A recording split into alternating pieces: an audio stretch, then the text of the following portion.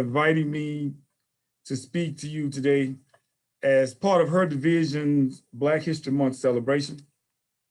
I'm especially delighted to be asked to say a few words about Black History Month to individuals affiliated with Greenfield Community College. In my view, your commitment to diversity and inclusion. Moreover, I enjoyed the last time I had opportunity to come before you all, and I hope to do the same today. Now, I've titled my comments, Musing about Black History Month towards a memoir. Now, as a caveat, my presentation is perhaps unorthodox in that it is not a speech in the traditional sense. That is, I present knowledge related to African American history. However, it is presented in the form of answers to some questions, some autobiographical questions. I will ask the question about my life and experiences, and then the questions will be followed by answers I hope will be both illuminating as it pertains to Black history and in some instances inspirational. I will say this, I had asked Ms. McEntee to send me some questions that I could perhaps address, and I guess due to a busy schedule, she sent them to me today at about 9:30 this morning. And as I read through the questions, I was happy to note that in my presentation today, I had already answered four out of the 5 questions. So I guess great minds think alike in terms of the students at Greenfield College and myself. The first question that I posed to myself is, why is there a need for a Black History Month celebration? You know, why do we do what we do in the month of February? Carter G. Woodson, the University of Chicago and Harvard University educated African-American historian, recognized the need for a celebration of Black history in 1926 when he inaugurated the first week. It was initially a week, and it was a week that coincided with the birthdays of President Abraham Lincoln and Frederick Douglass. So when he first inaugurated the first week celebration of African American history, the week became a month celebration 50 years later when President Gerald Ford decreed it in 1976. Woodson said in justifying why we needed to celebrate Black history, if a race has no history, it has no worthwhile tradition. It becomes negligible. It becomes a negligible factor in the thought of the world, and it stands in danger of being exterminated.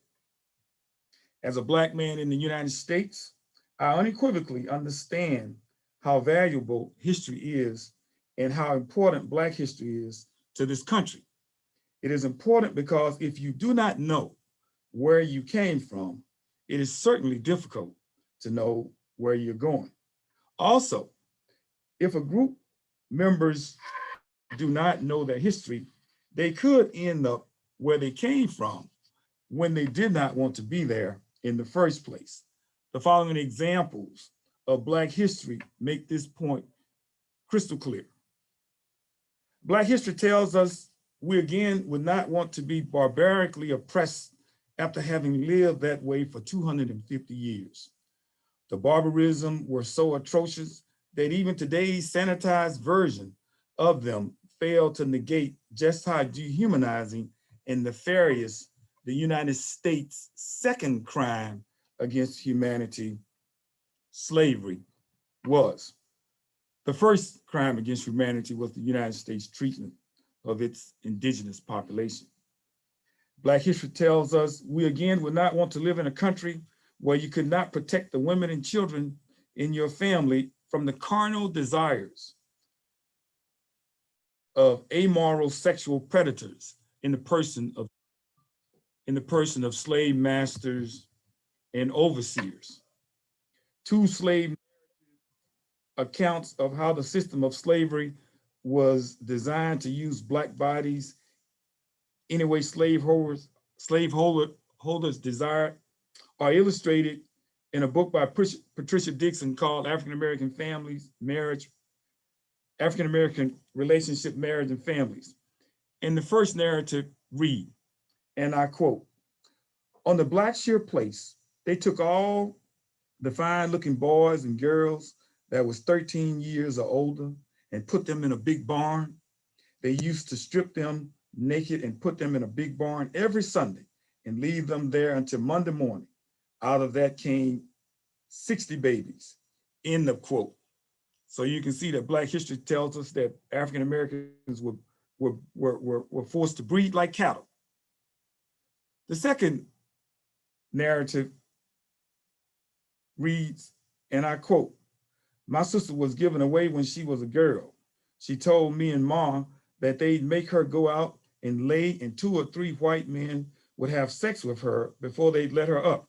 She was just a small girl. She died when she was still in her young days, still a girl." Now what this, end of quote, what this narrative suggests is that Black women were raped.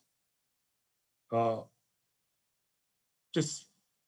didn't matter. The rape, and in this case, pedophilia directed against Black women happened just about on a daily basis throughout the day for 250 years.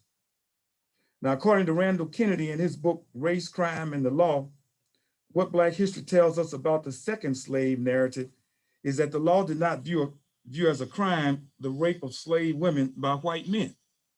This point is made all the more poignant when Kennedy tells the story of Celia, a teenage slave girl who was pregnant for the 3rd time as a result of the sexual assaults by her 75-year-old owner. 75 years old, and she's just a teenager. After repeatedly warning her master that she would defend herself against any further assaults, Celia killed him. Hooray for Celia. As she was prosecuted, the judge told the jury that she could not be found innocent due to self-defense. Subsequently, she was found guilty, and the judge sentenced her to death, but delayed the execution until the birth of Celia's child. After she gave birth to a dead baby, she was hanged. Relatedly, according to Staples, Black history tells us we would not again want to live in a society where Black men's various crimes against white supremacy, for example, escaping from the plantation or murdering their masters, resulted in punishment of a sexual nature, with castration being paramount. There were actually statutes written by state legislatures stating that Black men were to be castrated simply for striking a white man or for attempting to learn to read and write. While slavery is integral to our history in this country, Black history tells us, according to Ivan Van Sertima's book, They Came Before Columbus, The African Present in Ancient America, our true history in the Americas certainly predates Columbus's so-called discovery by a century or more.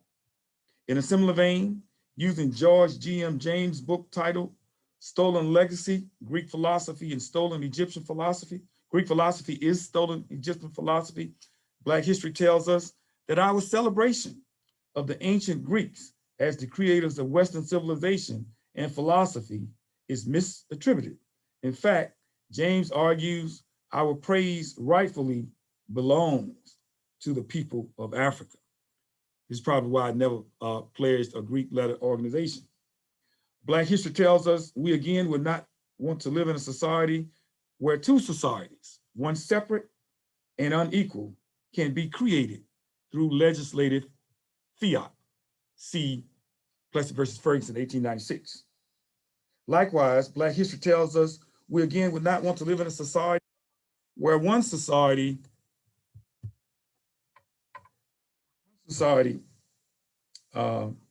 I'm letting people in, so I get distracted. As I was saying, likewise, Black history tells us we again would not want to live in a society where in one society, indivisible and justice for all ought not be a figment of one's imagination, but a real and just, in the words of Martin Luther King Jr., beloved community. Black history tells us we again would not want to live in a society where both Black men and Black women hung from trees like strange fruit. Black history tells us we again would not want to live in a society where Black men went abroad to die and fight for freedom and equality, yet only to return home and be denied these same rights. Black history tells us we again would not want to live in a society wherein, because our neighborhood is the wealthiest Black community in the United States, admirably referred to as Black Wall Street, it would be the first and only community attacked on the ground and from private aircraft, literally bombed by a white mob that killed hundreds of Blacks and destroyed 35 square blocks, making this incident perhaps the lowest point in American race relations.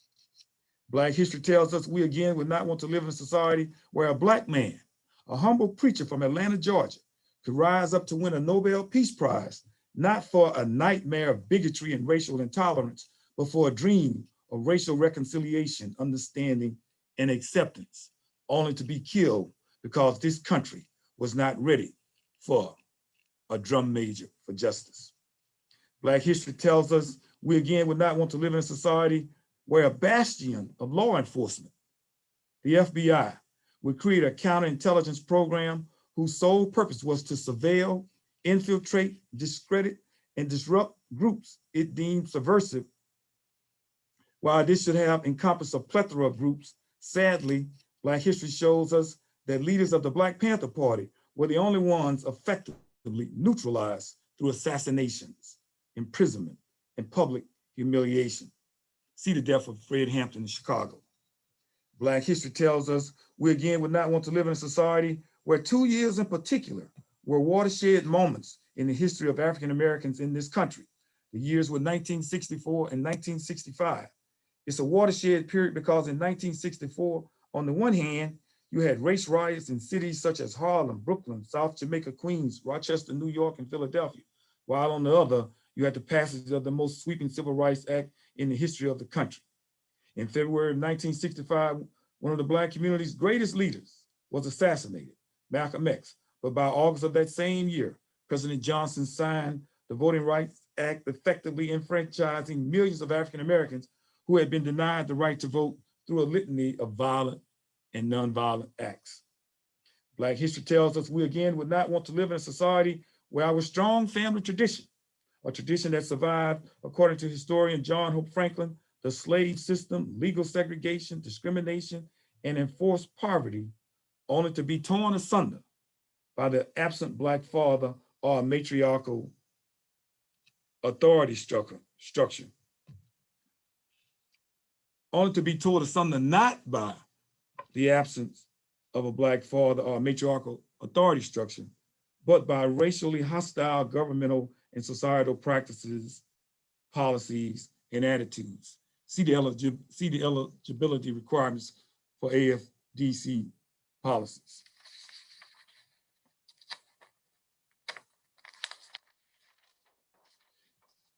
If things remain constant, Black history tells me that a century from now, the history written by Black historians will detail how white supremacists stormed the nation's capital in January of 2021 to try and stop the certification of a duly elected president because he won the election due to the preponderance of votes cast by Blacks in cities like Atlanta, Detroit, Milwaukee, and Philadelphia. Such a seditious act or assault on our nation's capital had not occurred in more than 200 years. Moreover, if things remain the same, Black history tells me that a century from now, the history written by Black historians will detail how thousands of African Americans will have unnecessarily died from the coronavirus because they were unable to get beyond their mistrust of the United States healthcare system and take an available vaccine. The skepticism that prevented them from taking the shot emanated from the sordid history of the notorious Tuskegee syphilis study, among other questionable health experiments. Black history tells us the murder of George Floyd by Minneapolis police officers is consistent with policing practices dating back to 1704, when some of the first officers were tasked with chasing down runaways and preventing slave revolt. Black history tells me specifically that but for a chance decision to stay in one Friday night instead of accompanying their friend to the store to purchase a pack of cigarettes, two of my brother-in-laws today may have been in the casket rather than pallbearers of one of the last victims of lynching in this country, the lynching of my neighbor, Michael Donald, in Mobile, Alabama, March 1981. Lastly, Black history tells us that while many of us think we're living in times that parallel the divisiveness that permeated the country leading up to the Civil War, the United States has always been divided. Part of the reason why we have such a divided country is because we do not have a shared history. Today, our history is replete with divisions. We have a disagreement over states' rights. We have a disagreement over what the United States' second crime against humanity was all about. We have a disagreement over the treatment of African Americans by local, state, and federal governments. We have a disagreement over how to deliver this information to our children. In other words, how to even teach history. This is another reason why history is so important. We must figure out what we agree on and what we do not agree on and identify the methods we use to arrive at the agreements that we do have. This would allow us to have a united future. To even approximate a united future, we must have a united understanding of our history. Until this country begins to write history books that tell our story, that is all Americans, instead of his story, essentially white Americans, there will always be need for a Black History Month celebration.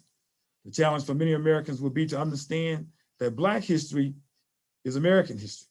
For example, how else can one learn that the United States Constitution in its original formulation did not have any input from no one other than wealthy white men, yet there are three influential amendments that are absolutely essential to the quality of life and well-being of African Americans today. And we know those as being the 13th, the 14th, and the 15th Amendment. Granted, my response to the first question, why a Black History Month, may have been lengthy. Trust me, given our true history in this country, a 1,000-page dissertation will still be insufficient to answer the question. The second question asks, what inspired me to become an educator? The answer to this question is varied, and it is inclusive of a lot of our history as well. First, the education of African Americans in a racially hostile society was forbidden, and our ancestors fought long and hard for African Americans to have the right to be educated. According to one scholar, denying African Americans access to education has been a fundamental part of their experience for the 400+ years they have been in the United States. Actually, one of the primary mechanisms for keeping slaves on the plantation and exploitable by whites was the prohibition against teaching African Americans to read and write. Seemingly, to keep people in bondage, it is wise to keep them uneducated. I've already alluded to how Black men were punished in a sexual way for learning how to read and write. I understood the sacrifices our ancestors made to combat this prohibition and secure the right to an education early in my life, and vowed I would honor them by getting as much education as I possibly could. Moreover, neither one of my parents finished high school.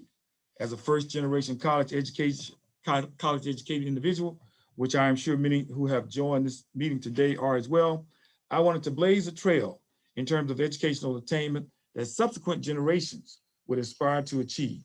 Thus, to pay homage to my ancestors, I intentionally set the bar high.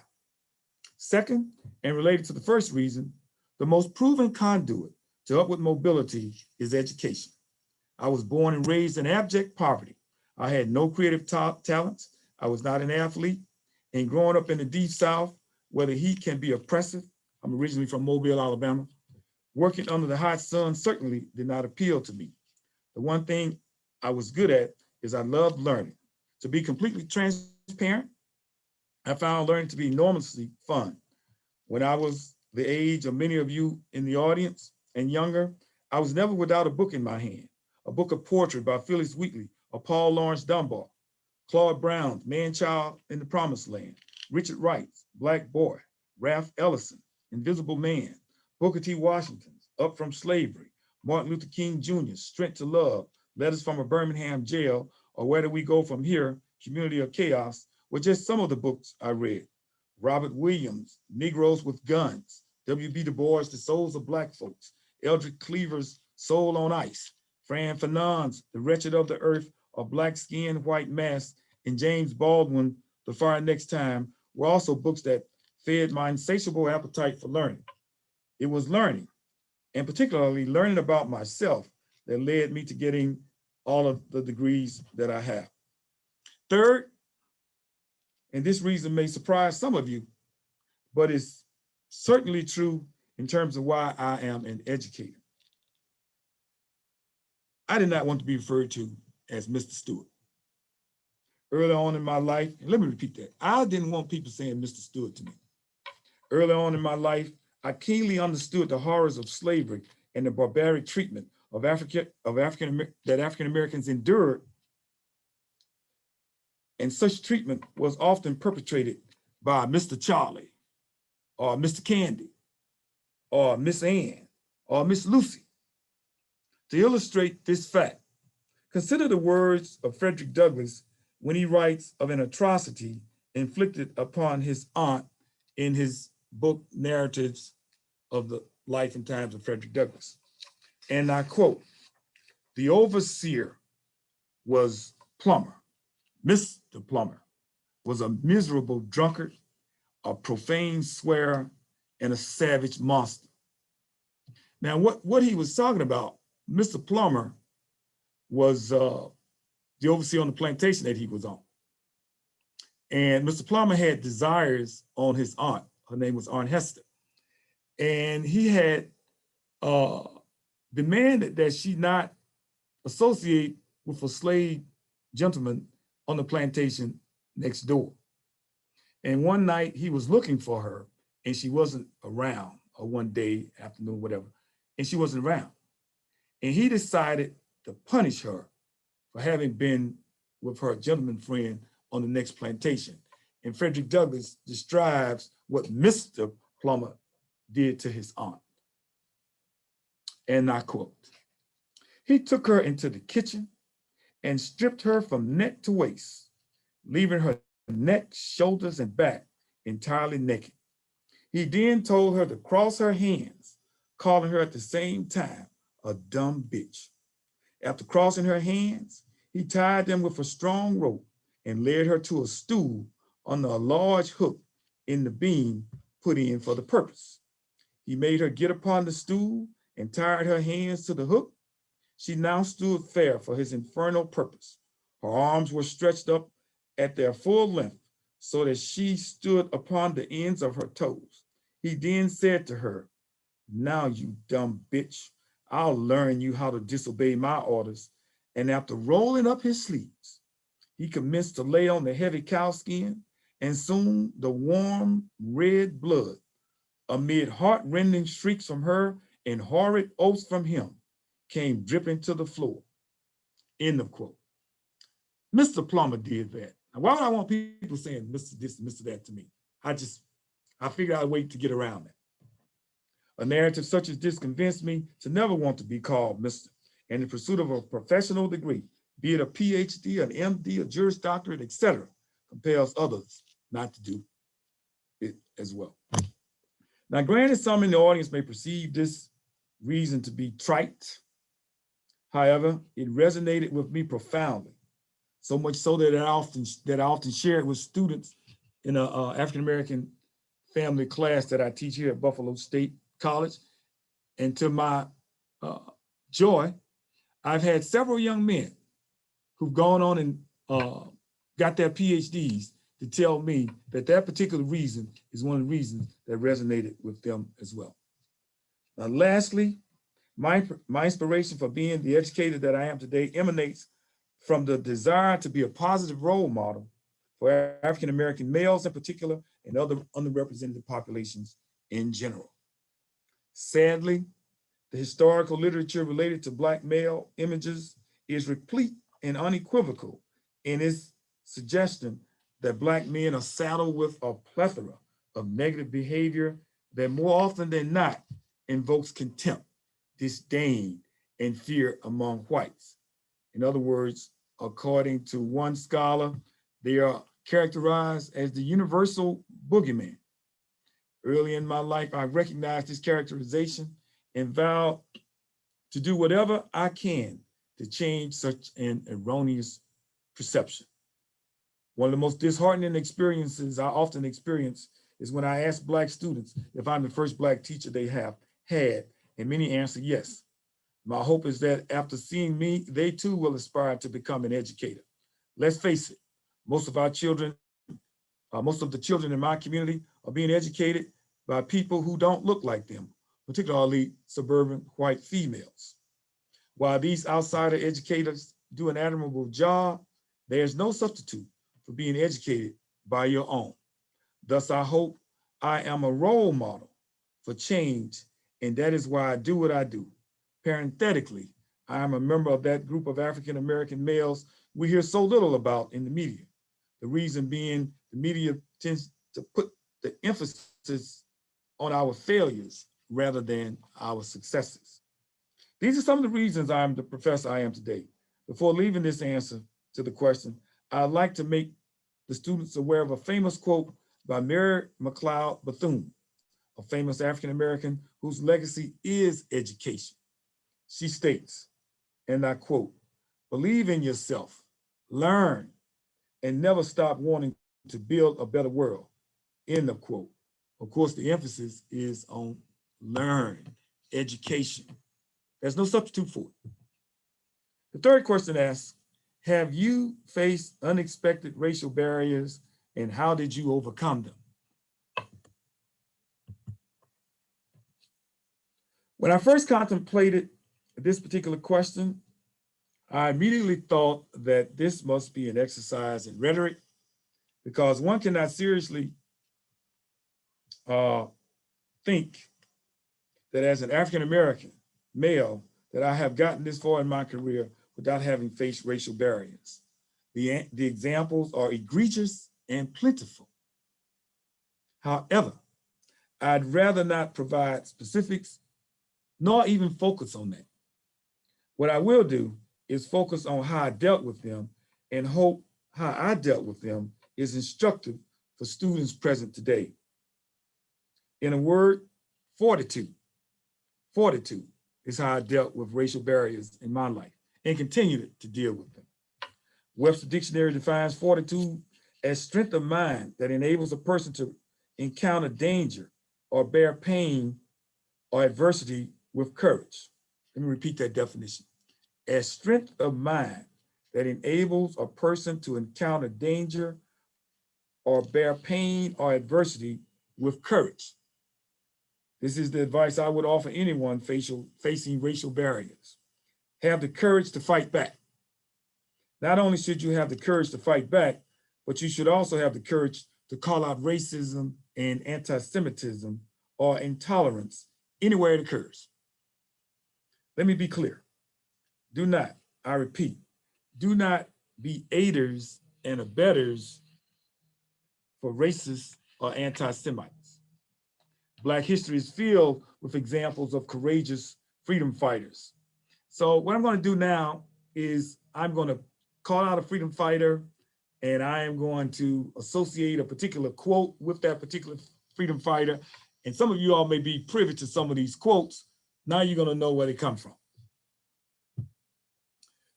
I want to start off with Harriet Tubman. And I will direct you to that t-shirt in the corner over there, which says, "We out." That's what she said when she left and started on the Underground Rail and took others with her on the Underground Railroad to freedom. We out. I'm out of here. We out. It's a wrap. Angela Davis. "I'm no longer accepting the things I cannot change. I am changing the things I cannot accept." Nikki Giovanni. "Mistakes are a fact of life. It is the response to the error that counts." I see Nikki Giovanni will be the next speaker in this series, and I encourage you to go and listen to her. Audre Lorde. "Revolution is not a one-time event. Langston Hughes, I swear to the Lord, I still can't see why democracy means everybody but me. Dorothy Heights, the quality, not the longevity of one's life is what's important. Fannie Lou Hamer, I'm sick and tired of being sick and tired. Or, she said this too, you can pray until you faint, but unless you get up and try to do something, God is not going to put it in your lap. Jesse Jackson, I am somebody. Malcolm X, by any means necessary. James Baldwin, I am not your Negro. Paul Robeson, this country is just as much as mine as it is yours. Do you understand me? This is what he said when he was testifying in Congress in the early 1950s, when they was questioning his loyalty to the United States and his right to travel abroad and stuff like that. He told a group of white congressmen, this country is just as mine as it is yours. Do you understand me? That took a lot of courage. Sam Cooke, a change is gonna come. Viola Louiso, I'll give you a ride. And John Lewis, let's get into some good trouble. Listed is only a sample of those persons whose action in the face of racial intolerance could only be described as courageous. Granted, their courage manifested itself in numerous ways. For example, Ida B. Wells Barnett, she stated that the way to right wrongs is to turn the light of truth upon them. And what she was writing about, she was an anti-lynching crusader, and she showed how pervasive lynching was in our society, how barbaric it was, and how unacceptable it ought to have been.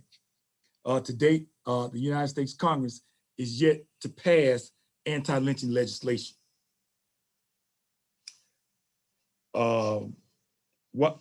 Whereas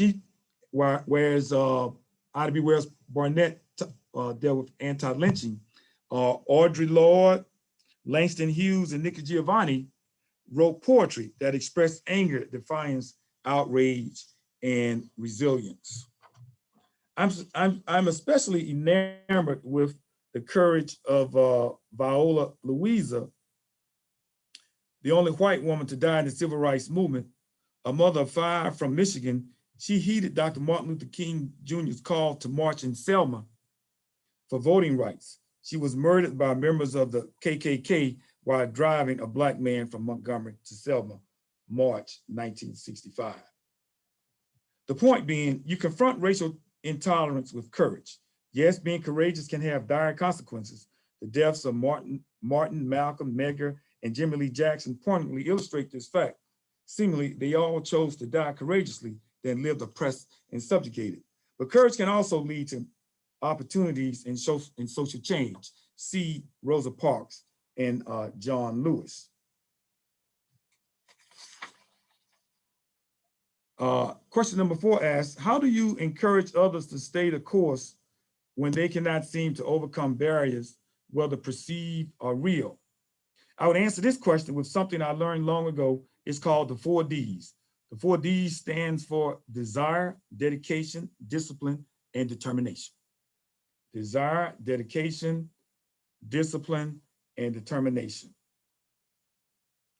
These 4 factors are essential in the pursuit of goals. First and foremost, one must desire something: a high school diploma, a college education, a job, a house in a decent neighborhood, or a particular status. Whatever the goal, it all starts with a desire. Once you are clear on what you desire, the next phase involves realizing that desire through hard work and dedication. Given that I work in higher education, I understand the students I teach desire a college degree. Having experience earning several degrees, I also understand the dedication it takes. For example, when I pursued my PhD at Howard University, I had a wife and 3 children. While some in my position would have perhaps worked full-time and attended school part-time, that was not for me. I was dedicated to earning my PhD as soon as possible. Indeed, I had job offers I essentially turned down Of course, I could have earned more money and had a better quality of life, but I had the discipline to delay such gratification. Discipline is paramount because there will be barriers, distractions, obstacles, and temptation. For African Americans, it is almost by default that they will experience hardship in pursuit of their goals, but one cannot be dissuaded. We must remain determined. Being determined is in our genetic material. Here I'm suggesting determination is what led to our ancestors surviving the treacherous Middle Passage. Determination is what helped our ancestors to overcome the atrocities of the West Indian seasoning camps. Determination is what led to 6 million African Americans relocating from the rural, racist South to the cities of the North in pursuit of a more tolerant environment and better opportunities. Determination and courage is what led to 9 African American students in the face of mob violence integrating Central High School in Little Rock, Arkansas in 1957. Determination is what informed our ancestors surviving the horrific cruelties of slavery, and determination is what helped African Americans today cope with how we're treated by employers, government officials, and police officers. So when I am confronted with barriers, either perceived or real, I remain determined to achieve whatever goal I am pursuing. Indeed, I think to myself, our ancestors would not have it any other way. Desire, dedication, discipline, and determination matters when it comes to achieving goals. Question number 5 asks, who is your favorite African-American historical figure and why? The answer to this question is easy. It is a Massachusetts native son, William Edward Burghardt Du Bois. Born approximately 80 miles from Greenfield and less than 3 years after the passage of the 13th Amendment, freeing slaves, Du Bois was the first African-American to receive a PhD from Harvard University. He epitomized the phrase race man. What this means is he wrote prolifically about the plight of African-Americans in US society. In his 1903 magnum opus, The Slaves of Black Folks, he also wrote The Philadelphia Negro, Dust of Dawn, an essay towards an autobiography of a race concept, the autobiography of W.B. Du Bois, a soliloquy on viewing my life from the last decade of his first century, and Black Reconstruction in America.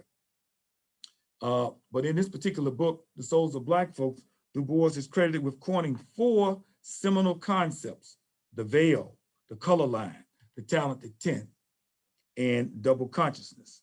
While Du Bois's concepts were coined 118 years ago, they are as salient today as they were in 1903.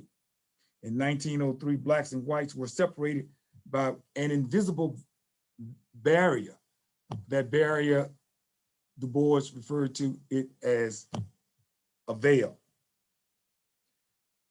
Although there are, now you know what a veil is, like when you see a woman getting married or a man, what have you, they have this veil. And the veil is porous, meaning you can see through it, but yet it's still a barrier that separates the two until the veil is lifted. And so although there are some holes in it today, that same veil separates us, perhaps even more so than back then. The color line spoke to the primacy of race in American society. He stated, and I quote, "The problem of the 20th century is the problem of the color line," end of quote. As it was in 1903, so it is in 2021. The role of the talented 10th in our struggle for human liberation is just as important today as it was in 1903.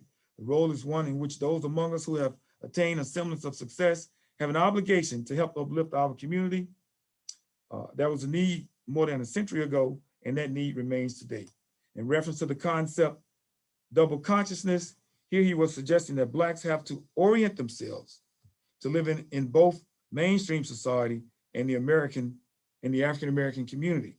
To me, this means we must be intellectually equipped with the ability to navigate and succeed within our own community as well as the wider society. In doing so, one can recognize that African-Americans' history is intricately connected to American history, and American history is intricately connected to world history. While we take the month of February to celebrate African-American history, we're actually celebrating American history with an emphasis on African-Americans. Another reason why I'm so enamored with Du Bois as my favorite African-American historical figure is he believed in the power of education. Specifically in the early 1900s, Du Bois was involved in a controversy with Booker T. Washington a prominent African-American leader of his times and founded one of my alma maters, Tuskegee University. The controversy was over whether Blacks should develop their minds or learn to use their hands to work. Some have framed the polemic between the two as a difference of opinion involving the value of liberal arts education versus that of an industrial arts education. I won't belabor the point, but both men's position is illustrated in one of my favorite poems by Dudley Randall, and I recommend you go and look it up. The poem is called Booker T and W.E.B. It seems to me, said Booker T. I don't agree, said W.E.B. Lastly, in terms of why Du Bois is my favorite African-American historical figure, he is renowned for being a pioneering American sociologist, my profession. Now, let me just say this. I have about 3 more questions, but I'm looking at the time. The time is 12:46. I can go through these 3 questions. I'm going to leave it up to Mary if she wants me to do that. I could probably do it in about 5 minutes or so, or I can stop here and entertain questions related to some of my comments today. It's up to you, Mary. Let's go with those questions that you already have. Okay. The next question asks, what does this year's Black History Month theme, the African-American family, success, and leadership, mean to you? This year's theme speaks to the importance of several factors in the African-American community. First and foremost is the importance of institutional structures with the African-American family being critically important. In my view, given all of the transitions the Black family has undergone, one scholar suggests the transitions include, number 1, from Africa to the United States, number 2, from slavery to freedom, number 3, from living in rural southern areas to living in urban northern areas, number 4, from negative to positive social status, and number 5, from negative to positive self-image, and 6, from pre-civil rights to post-civil rights. Its adaptability and resilience is incomparable. In other words, having gone through all of that, this idea of including African-American families in the theme suggests to me that it's a resilient, adaptable, strong institution. This year's theme tells me, vis-a-vis the African-American family part of it, that the Black family should be recognized not for its weaknesses, but for its strength that continue to sustain it no matter what it is confronted with. Next, the emphasis on success is palpable. Success permeates our community, yet the media inundates us with the failures. So often we hear about Black boys dropping out of school, but we never hear about those young men who remain in high school and go on to attend college and graduate. We see images of Black men and women having contact with police that often have deadly consequences, but we never see images of the consequences of Blacks complying with law enforcement. No, I'm not dismissing the significance of focusing on these important issues, but as young people say today, I'm just saying, success matters, and we ought to focus on it more than we focus on our failures, than focusing on the failures in our community. Finally, the leadership aspect of the theme tells me the African-American community has a stellar history of producing leaders who have impacted the trajectory of this country from its infancy, with Crispus Attuck being front and center during the Revolutionary War, to Kamala Harris being the first woman of African descent to be elected vice president. These 2 examples alone tell me leadership is in our DNA. Just look at who's leading many of our major cities. A Black woman leads Atlanta, a Black woman leads Chicago, a Black woman leads San Francisco, and a Black woman leads Washington, D.C. Need I say more about African-American family, success, and leadership? Question 7 asks, what advice would you give your younger self in working with a particular difficult situation? The advice I would give a younger version of myself is to be more circumspect when making decisions. When I was younger, I made decisions without clearly considering all of the possible consequences. I will not offer any personal examples, but I will point out the decisions you make in college today can impact you later in life. Here I'm thinking about your footprint on social media. Be careful what you post, because contrary to what you may think, social media content is permanent. the last question asked, question number 8 asks, what 2 pieces of advice would you offer to everyone here, preferably something you've learned the hard way? First, recognize modesty has its place in your life, meaning there's a time and place to be modest. However, if you're moving onward, upward, and beyond your dreams, don't be modest. Be your own #1 supporter. Don't wait for a pat on the back from others. Pat yourself. Say to yourself, job well done. Haters are out there. You got to be your own supporter. Parenthetically, be unapologetically pro whatever your convictions and principles are. Being pro your convictions and principles does not make you anti anyone else's convictions and principles. Example, I'm pro-Black, 100%, but that certainly does not make me anti-white, anti-Latina, anti-Asian, anti-Indigenous populations, anti-anyone. I'm just pro-Black, and I encourage you to be pro whatever you are.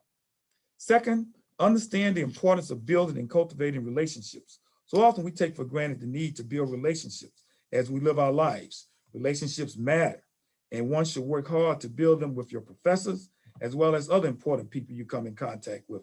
In life, a lot of things come and go, but relationships can last forever. This concludes my remarks. I am available for questions, comments, observations. Thank you for being here today. I certainly appreciate it. You have it. Thank you. I am going to, right now, I'm going to allow for people to unmute themselves.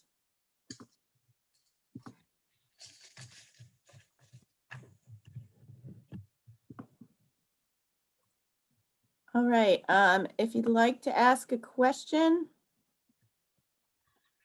Henry, I think your hand is up first.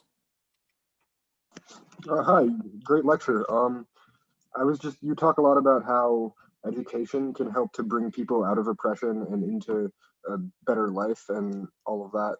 And I was wondering what we here at GCC can do, what type of programs you'd recommend to try to make our institution be more accessible to people who are trying to escape poverty and racism and all of the problems with society. I think first and foremost,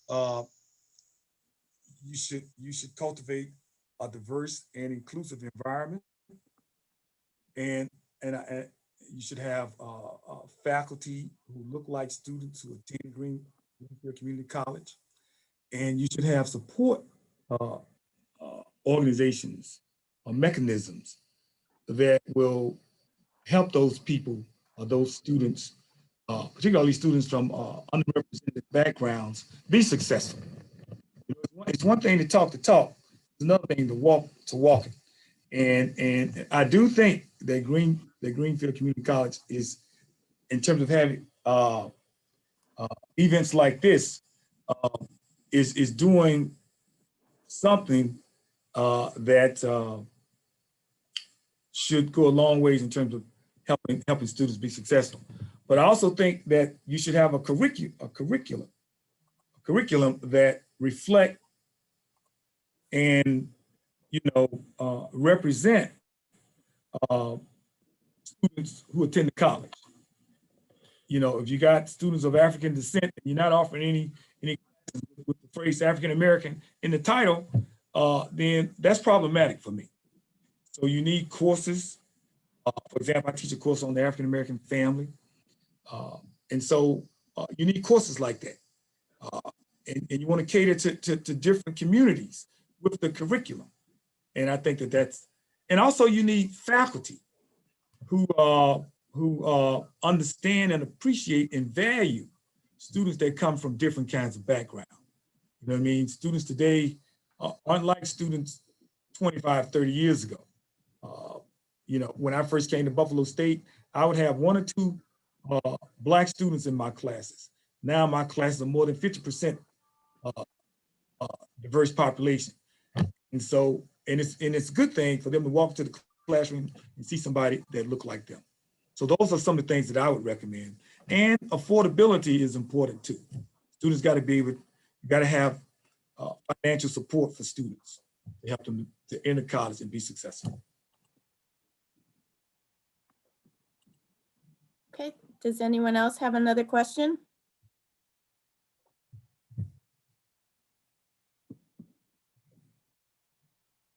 You all are very reticent. I'm willing to answer any questions. There's Give it been a lot of thank yous in the chat, but I can't, they're only to me. Ann Wiley. Dr. Wiley, go ahead. Hi, Dr. Stewart. Thank you so much for your, I don't even know where to begin, but I just want to share with you, and I've shared with Mary, I spent 2 years of my life at SUNY Buffalo getting my master's in early childhood education. So one of the things I wanted to ask about, because I totally agree about the curriculum and I totally agree about student support, and I totally agree that faculty and staff have to look like the students that are in front of them.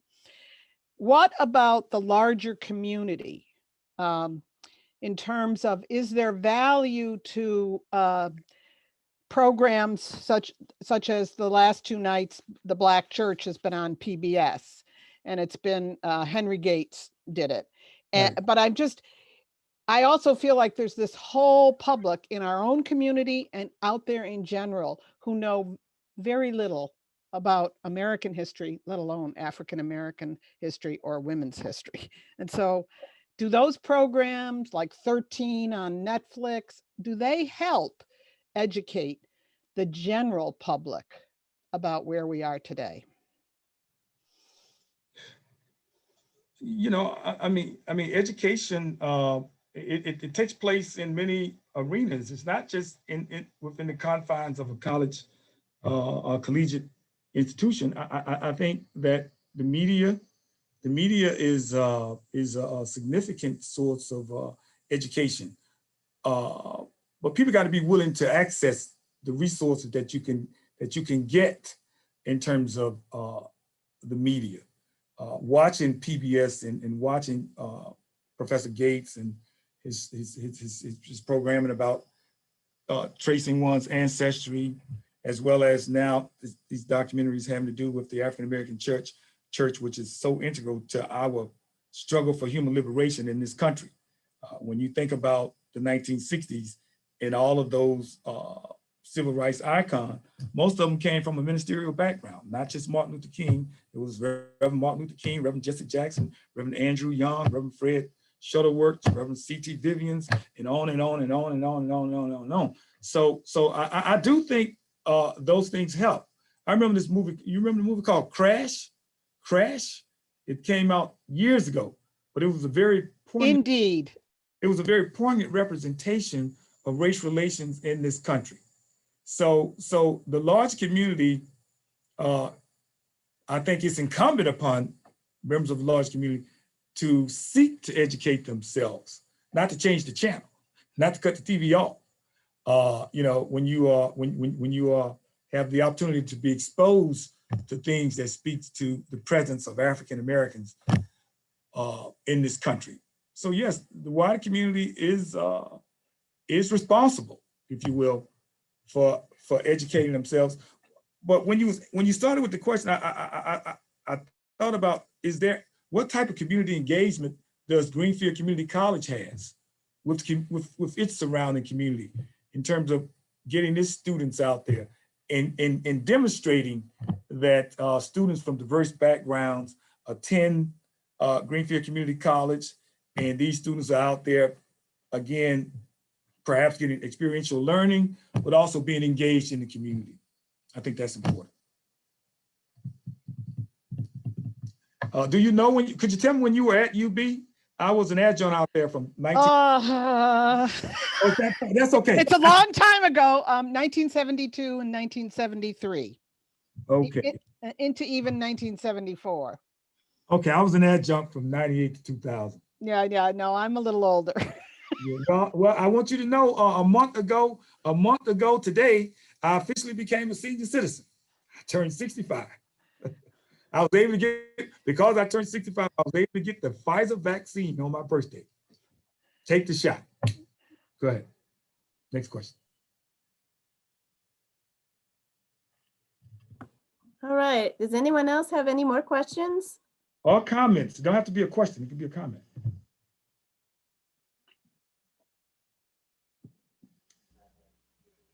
Guess we good to go. All right. Well, thank you so much, Dr. Stewart. Oh, wait, we have another question from Rosemary. Well, this is my comment, Rosemary Freeland here. Thank you, Dr. Stewart. I so appreciate everything that you shared today. You know, your history, your wisdom, your intelligence. I too want to applaud Mary for making this opportunity possible twice for us this academic year.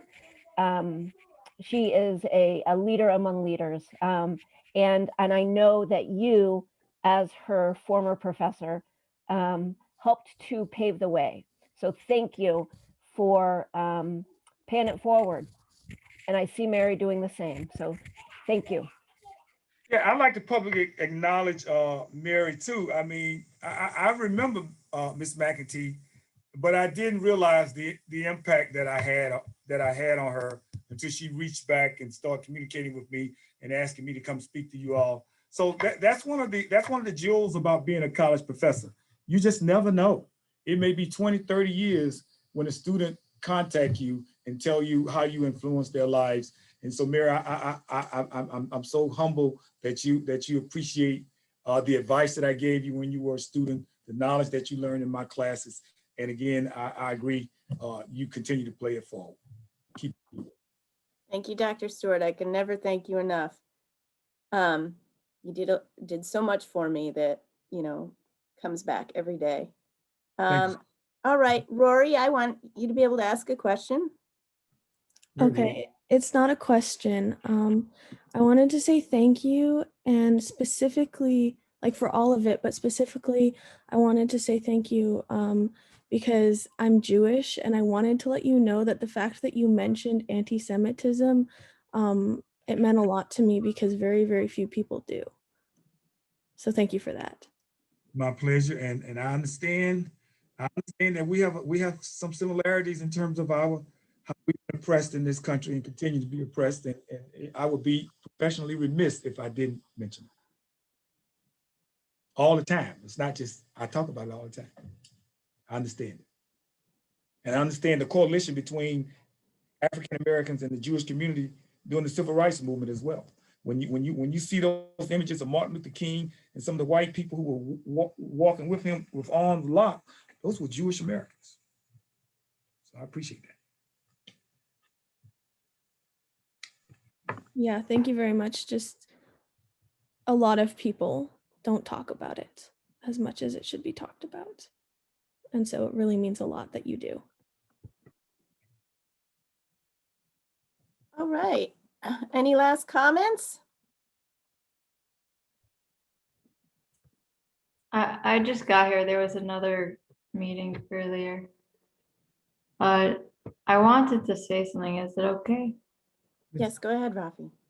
I grew up in a very, I don't know how to say it, but like kind of, there was a lot going on about race. I grew up in Crown Heights, New York. I was born at the time of the riots. Okay. And it's like, I never really understood what happened until like I lived in the Bronx and talked to people. But yeah, it's, I guess I just wish, I wish my community taught us like I wish we got to hear from both sides of the story as like a Jewish person in Crown Heights during the, like growing up hearing about the riots and stuff. Cause there were two sides, there's always two sides, and there was a lot of racism growing up, and yeah, it's just, we just grew up with this stuff, and I didn't really think about it till I like grew up and was surrounded by people of color, and just like I started to ask questions and understand. But yeah, I appreciate these events happening. Thank you. Thank you for attending.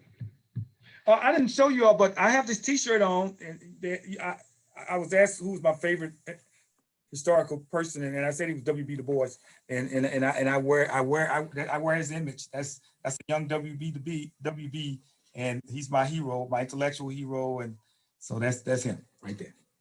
He's from Massachusetts, Great Barrington. We should have something at GCC named after W.B. Du Bois. I beg your pardon? I said we should have some building or something named after W.E.B. Du Bois at Greenfield Community College. I'm kind of disappointed that we don't. Well, maybe you can start this speaker series here that you seemingly going, call it that. But I'm sure you Yeah. need the Board of Trustees consent, and you got to go through a lot of, how to make that happen. He We're was working. talked about during a GCC event, this author. The first senior symposium, he was one of the authors that was mentioned. So if you speak to that speaker, you might be able to talk for students maybe. Thank Can I you. also, sorry to interrupt, this is Alyssa from the history program. Can I also just mention that we have a partnership with the Du Bois Center out of UMass, and we're having the director there speak in our class 2 different times. And Dr. Stewart, you're always welcome in our classes. Thank you so much. I'm reading a book right now about the current president of the American Sociological Association called The Scholar Denied. And it's about W.B. Du Bois and how Du Bois is considered perhaps the preeminent American sociologist. But because he was a Black sociologist, his contribution is sort of like relegated to the dustbin for some of not being significant. But he was a serious scholar. He had the Atlanta School of Sociology at Clark Atlanta University. At the same time, you had the Chicago School of Sociology. The Atlanta School of Sociology doesn't get any credit, but the Chicago School gets all the credit. So Du Bois is he's being rediscovered, if you will. Henry Morgan has a hand raised. Go ahead, Henry. I got time, so I don't have to rush. I'm this semester, so those of you that have to leave. Those ones remain and talk for a few more minutes. I'm cool. So, is there a particular book you'd recommend of W.E. Du Bois's that is a good starter into his philosophy? Well, I mean, they talk about the souls of Black folks, but Dust of Dawn. Dust of Dawn is an autobiography. Dust of Dawn. You might want to check that one out. I mentioned it in my comments. Dust of Dawn. In fact, I was teaching about him in my theory class, and a student was so overcome, whatever you want to call it, he literally bought me and mailed to me a Franklin Library leather-bound copy of that particular book. So you just never know what you do for students. So, but that Dust of Dawn, I recommend that one. Okay. Thank you. You're welcome. Anyone? Oh,